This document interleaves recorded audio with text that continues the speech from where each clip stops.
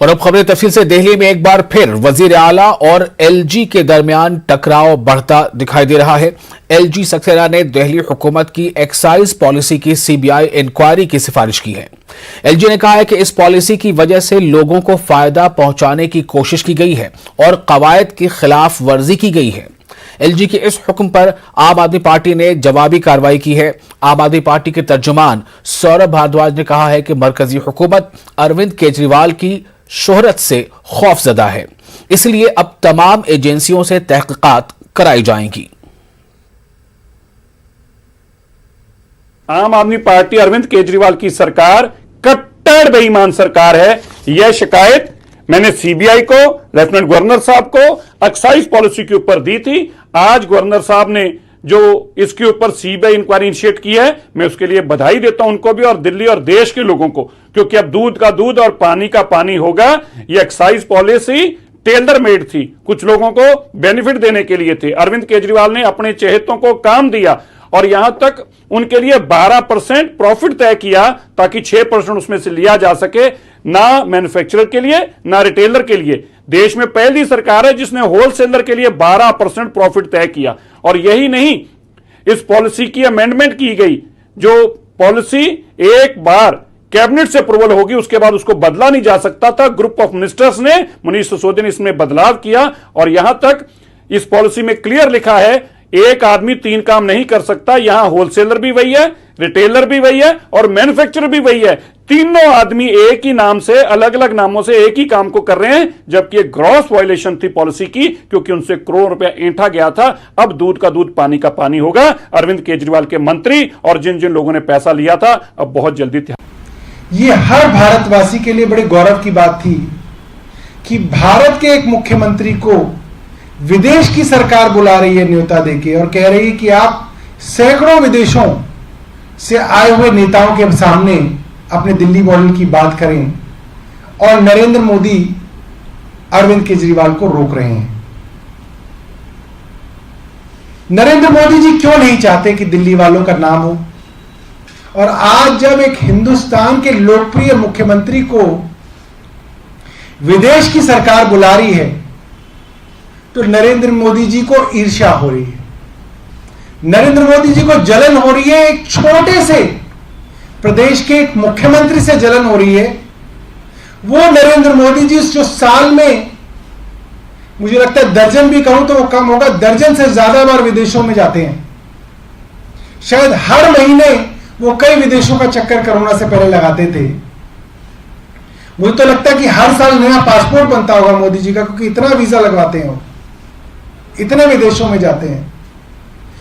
उन नरेंद्र मोदी जी को आज एक दिल्ली के मुख्यमंत्री से जलन और ईर्ष्या सिर्फ इसलिए हो रही है कि आज दिल्ली के मुख्यमंत्री को विदेश की सरकार न्योता देके बुला रही है और कह रही है कि आप हमारे यहाँ आइए और विदेशों से आए हुए सैकड़ों सैकड़ों नेताओं के आगे दिल्ली मॉडल के बारे में उनको बताइए।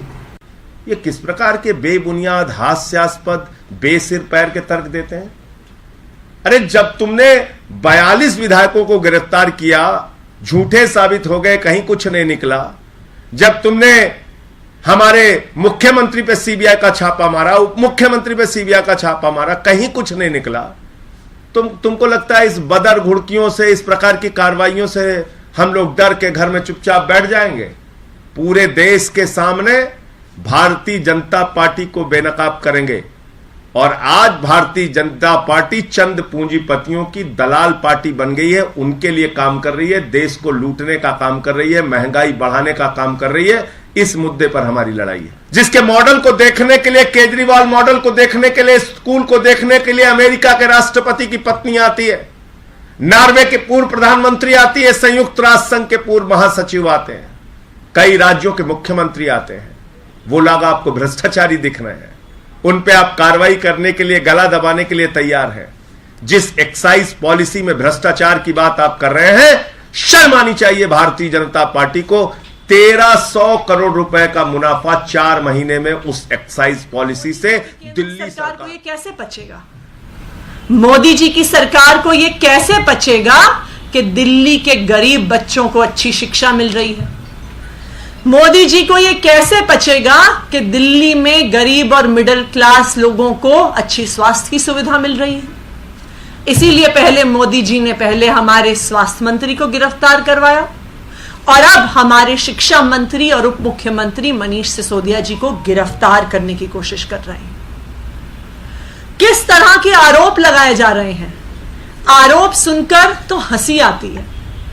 आरोप लगाया जा रहा है भारतीय जनता पार्टी द्वारा कि मनीष सिसोदिया जी, जो फाइनेंस मिनिस्टर भी हैं, ने एक्साइज पॉलिसी के तहत भ्रष्टाचार किया है। उन्होंने लॉस टू द एक्सचेकर किया है।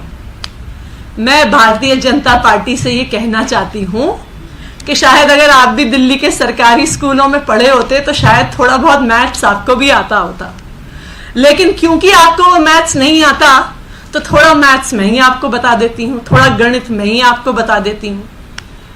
लॉस टू द एक्सचेकर का मतलब होता है कि जितना पैसा सरकारी खजाने में आ रहा था या जितना पैसा सरकारी खजाने में आना चाहिए था, उससे जब कम पैसा आया तो उसको लॉस टू द एक्सचेकर कहते हैं।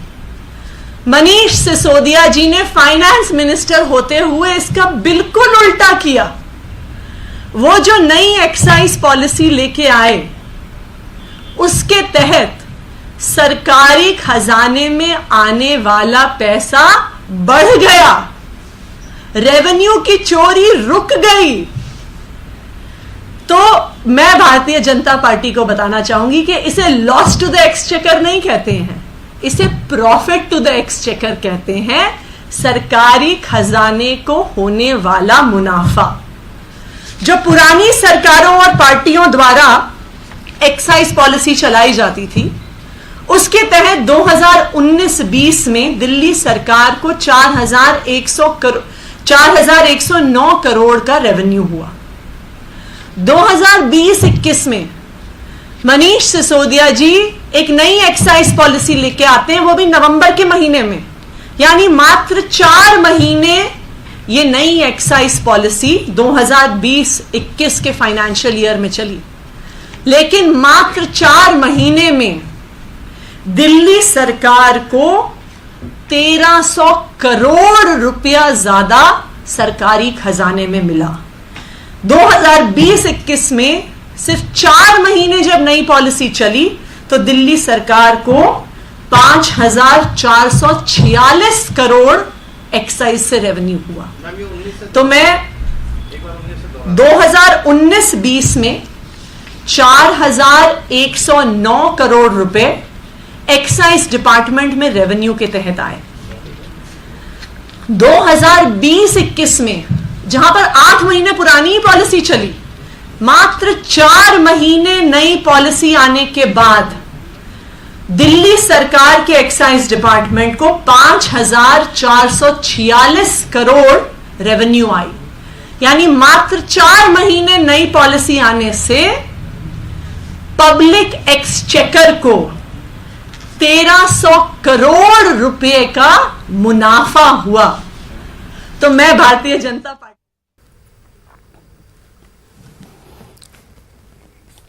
और एक्साइज पॉलिसी पर सीबीआई से जांच कराने के मामले पर अरविंद केजरीवाल ने दिल्ली में प्रेस कॉन्फ्रेंस की। केजरीवाल ने कहा कि मनीष सिसोदिया को फंसाने की कोशिश हो रही है। केजरीवाल ने कहा है कि हम जेल और फांसी से नहीं डरने वाले हैं।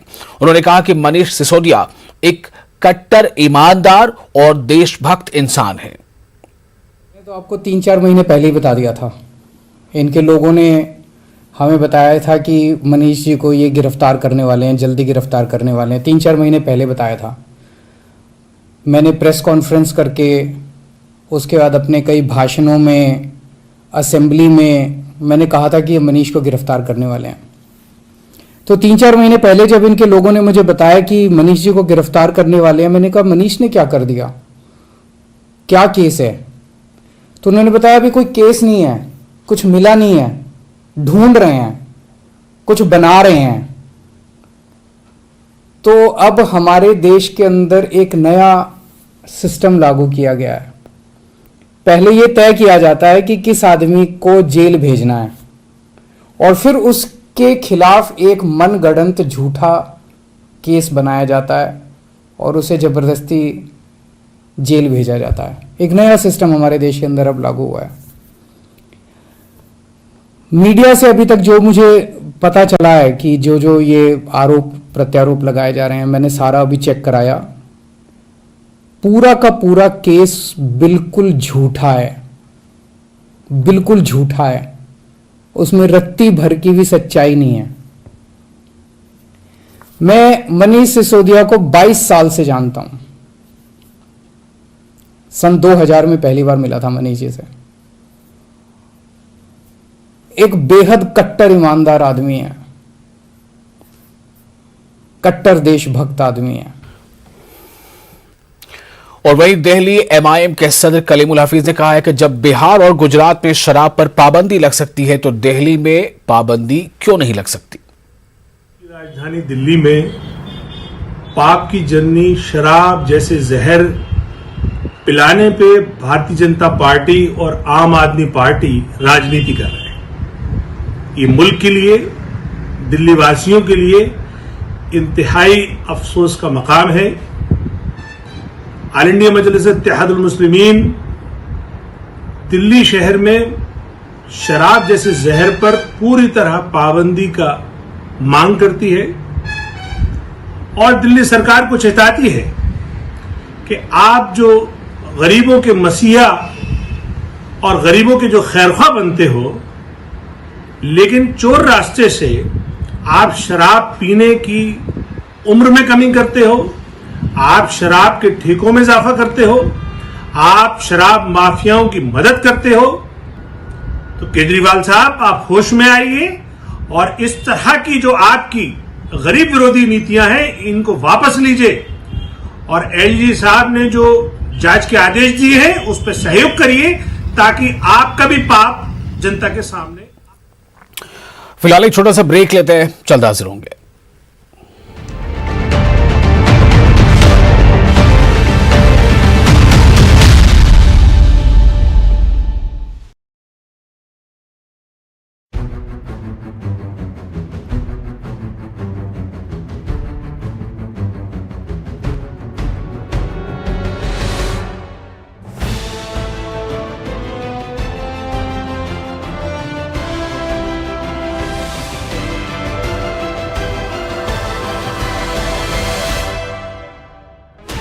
Sixteen channels, 15 languages, 26 states, 1,200 plus reporters, 66.9 crore viewers. India's largest news network, News 18 Network.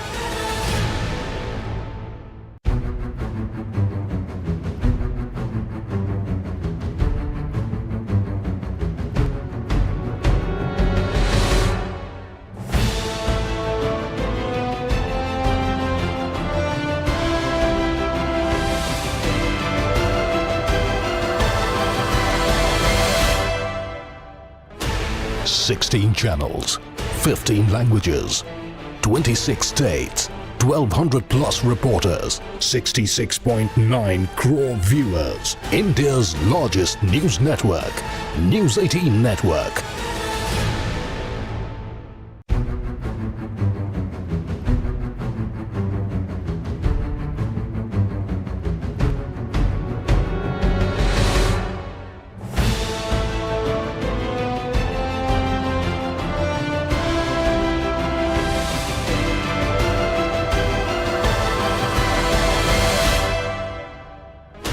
Sixteen channels, 15 languages, 26 states, 1,200 plus reporters, 66.9 crore viewers. India's largest news network, News 18 Network.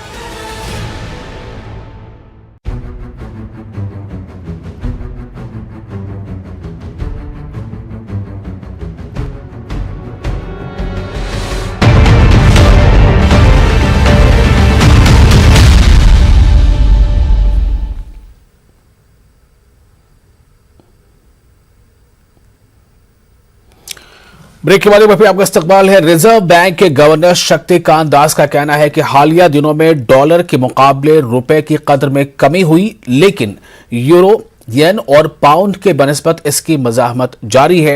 एक प्रोग्राम से खिताब करते हुए शक्तिकांत दास ने कहा कि मुल्क की माइक्रो इकोनॉमिक की बुनियाद मुस्तहकम है। उन्होंने मजीद कहा कि बैंक की जानिब से बाजार में अमरीकी डॉलर सप्लाई की जा रही है ताकि ज़र मुबादला के लिए माकूल रवा वसाइल दस्तयाब हों। उन्होंने एतराफ़ किया कि कोरोना वबा, यूक्रेन जंग, सप्लाई चेन के मुतासिर होने, महंगाई, कसाद बाजारी के खदशे के दरमियान मुल्क की मईशत को चैलेंजेस का सामना है। The global situation remains grim amidst fluid geopolitical situation, while the war and the pandemic add to the forces of disintegration and fragmentation of the global economy. In such an environment, the Indian economy remains relatively better placed, drawing strength from its macroeconomic fundamentals. The financial system is well capitalized, asset quality indicators have improved, balance sheets are stronger, and banks have returned to profitability. We are also seeing healthy pickup in credit demand. The external sector is well buffered to withstand the ongoing terms of trade shocks and the portfolio outflows. The recently released Financial Stability Report of the Reserve Bank highlights that the Indian financial system remains resilient and supportive of the ongoing economic revival. It also shows that banks are well positioned to withstand even severe stress scenarios without falling below the minimum capital requirement.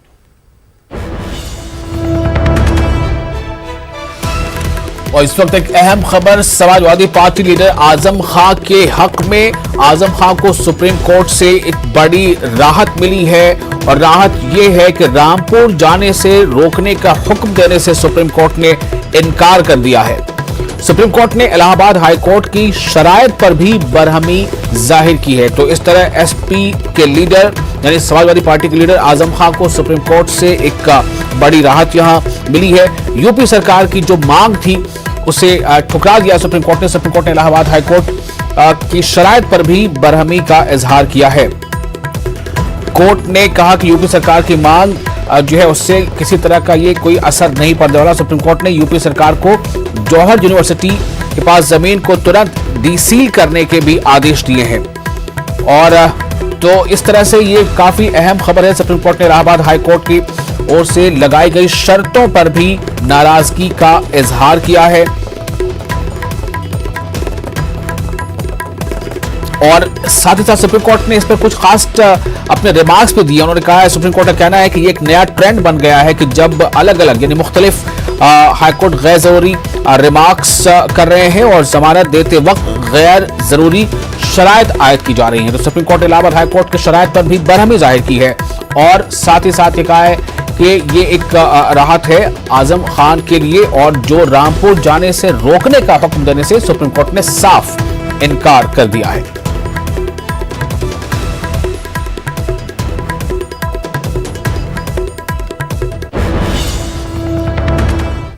अगली खबर सदर जमहूरिया के इंतखाबात के बाद अब नायब सदर जमहूरिया के चुनाव की सरगर्मियां तेज हो रही हैं। एनडीए के उम्मीदवार जगदीप धनखड़ के मुकाबले में अपोजिशन पार्टियों ने मार्गरेट अलवा को उतारा है, लेकिन अपोजिशन मुत्तहिद नहीं है। तृणमूल कांग्रेस ने नायब सदर जमहूरिया के चुनाव से दूरी बना ली है।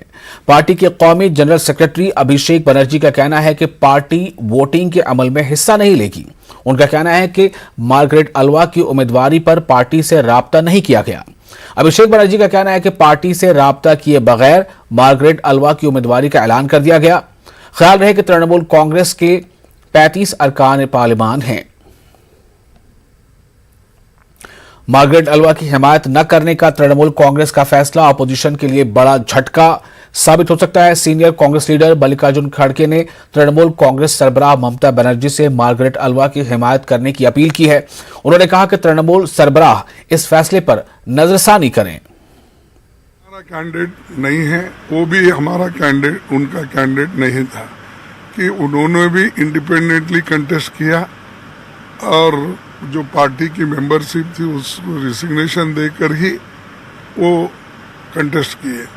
आज भी जो मार्गरेट अलवा जी इंडिपेंडेंट होकर कंटेस्ट कर रही है, सभी पार्टी का समर्थन रहने के लिए उन्होंने पार्टी के हर पद को भी छोड़ा है।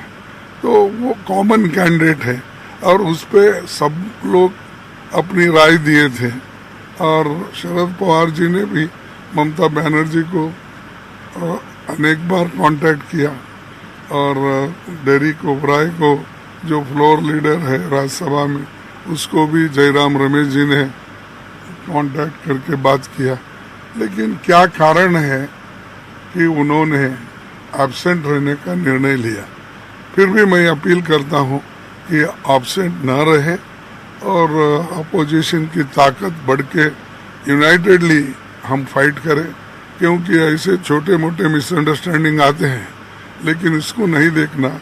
लार्जर इंटरेस्ट अपना जो इस देश के संविधान और लोकतंत्र को बचाने का है और आज जो अन्याय अत्याचार हो रहे हैं ईडी सीबीआई इसका बुरा इस्तेमाल करके सरकारों को तोड़फोड़ करने का, ये सब बंद हो जाए। लेकिन सर क्या ये विपक्षी एकता को झटका नहीं है जिससे टीएमसी बाहर हुई? फिर नहीं, ऐसा कुछ देखिए, एक पार्टी ने अनेक है, इसमें 17-18 पार्टियां हैं, तो ये एक को हम सबको जब इकट्ठा करते हैं तो एक दो घटना ऐसी घटती है, उससे पूरा अपोजिशन दुर्बल हुआ या अपोजिशन के पास कोई शक्ति नहीं है, ऐसा सोचना गलत। द्रौपदी मुर्मू नई सदर जमहूरिया होंगी। सदारती इंतखाबात में एनडीए उम्मीदवार ने मौसर जीत दर्ज की है। उनकी जीत पर उन्हें मुबारकबाद पेश किए जाने का सिलसिला जारी है। नायब सदर जमहूरिया वेंकैया नायडू ने द्रौपदी मुर्मू से उनके दिल्ली रिहाइशगाह पर मुलाकात की और शानदार जीत पर मुबारकबाद पेश की। मुंतखब सदर जमहूरिया द्रौपदी मुर्मू 25 जुलाई को ओहदे का हलफ लेंगी। मौजूदा सदर रामनाथ कोविंद की मुद्दतकार 24 जुलाई को मुकम्मल हो रही है।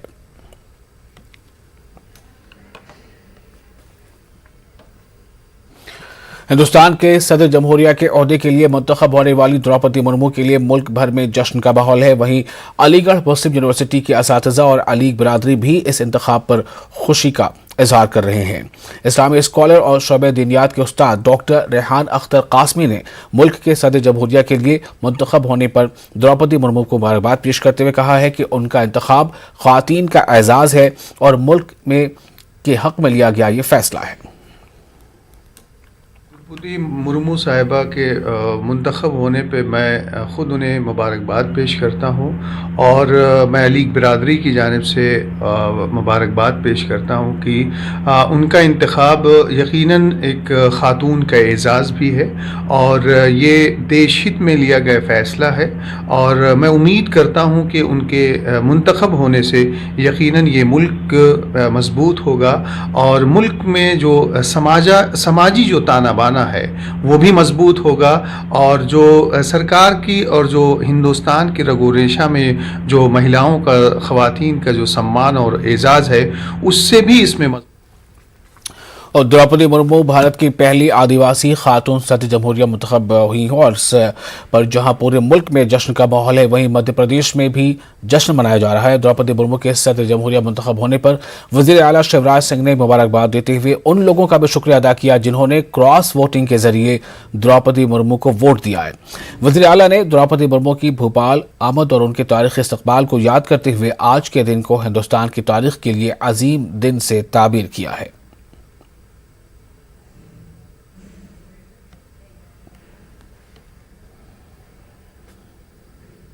का दिन है, उत्सव का दिन है, नृत्य का दिन है। पूरा मध्य प्रदेश प्रसन्नता में डूबा हुआ है।